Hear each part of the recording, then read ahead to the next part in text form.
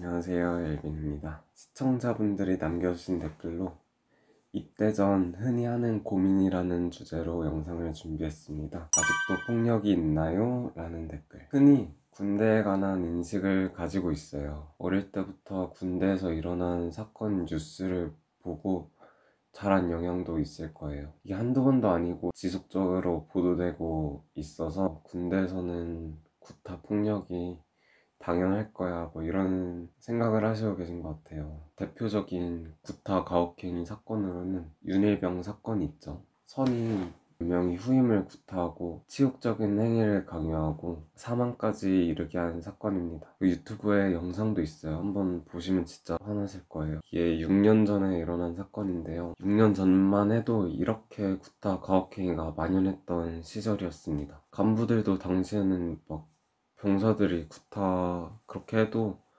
딱히 조치를 안 했대요. 왜냐면 간부들도 다 옛날 군대 겪고 윗사람한테 맞는 건 군에서 당연하던 시절이었으니까요. 하지만 이런 크고 작은 사건들이 언론에 공개되면서 국민들의 엄청난 질타를 받으면서까지 군에서 방치를 했을까요? 아니에요. 몇몇 사건들 이후 구타, 성폭력, 폭언 관련 처벌을 강화한 군법들이 생겨났고 군에서 1303이라는 국방 헬프콜도 운영하고 있습니다. 군대 다녀오신 분들은 아실 거예요. 화장실 변기 칸마다 문에 고충상담 1303 전화라고 스티커가 다 붙여져 있어요. 이렇게 군에서도 구타 가혹행위를 근절하기 위한 노력을 많이 합니다. 지금 군에서 구타 가혹행위 하면 어떻게 될까요? 진짜 주먹 딱 한 방이라도 상상할 수도 없을 정도로 처벌이 큽니다. 재판까지 갈 수도 있어요. 다만 만약 여러분이 피해를 받았다면 이 사실을 알려야 돼요. 가까운 간부한테 알리세요. 만약 간부가 은폐한다? 그러면 1303 전화하세요. 상급 부대에서 나와서 조사해 줄 겁니다. 은폐한 간부는 당연히 처벌받고요. 다만 간부님들은 직업으로 군인을 하기 때문에 여러분의 피해 사실을 숨기거나 그런 일은 없을 거라 생각합니다. 뭐 누구나 그렇듯 저도 어릴 때부터 군대 가기 싫어했어요. 무섭기도 하고 저 몸도 약하고 그랬거든요. 하지만 뭐 대한민국 남자로 태어났는데 뭐 어쩌겠어요. 다 가는 군대 가야지. 딱 훈련소 처음 가시면 낯설 거예요. 환경이. 첫날 밤은 진짜 거의 못 잤어요. 그 취침등이라고 해서 방에 불도 켜져 있고 약한 불이긴 한데 깜깜하지도 않아요. 하지만 뭐 훈련소 생활하면서 2주 정도 지나면 충분히 적응하실 거예요. 아, 군대가 이런 곳이구나. 훈련소에 완전히 적응할 때쯤 후반기 교육이나 자대 가서 또 2주 적응을 하시면 돼요. 자대에 가시면 진짜 다양한 선임들이 있을 거예요. 어떤 선임을 만날지는 아무도 모르는 거고요. 만약 자대에 갔는데 선임이 때리고 괴롭힌다. 진짜 간부에게 바로 말하세요. 그 선임 다른 부대로 보내버리거나 처벌 엄청 크게 받을 겁니다. 괜히 이등별이라는 소리가 있는 게 아니에요. 요즘 군대 웬만하면 막 선임이 후임 그렇게 건드리지 않아요. 그러니 너무 걱정하지 않고 가셨으면 좋겠습니다.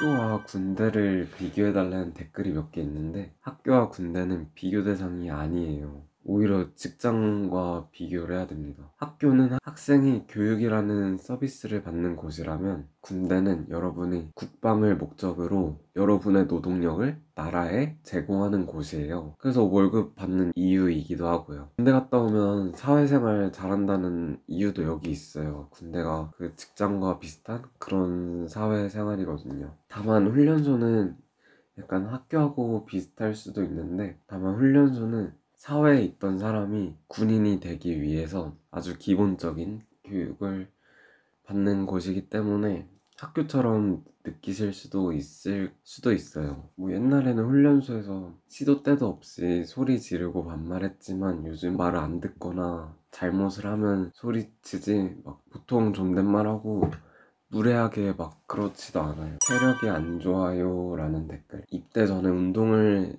시작하시던가 군대에서 체력 늘리면 돼요.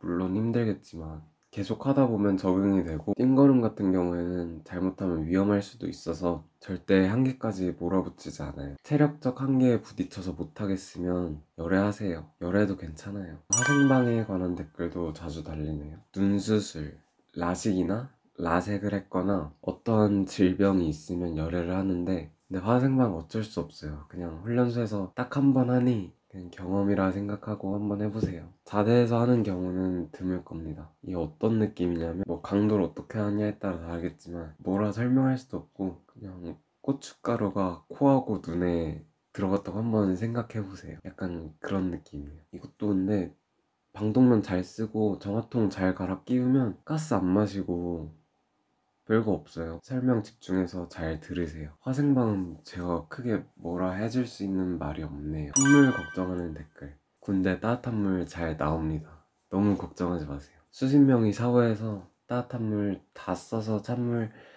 나올 수도 있지만, 뭐 기다리면 따뜻한 물 다시 나와요. 뭐 부대마다 사정이 다르겠지만 대부분 따뜻한 물 잘 나옵니다.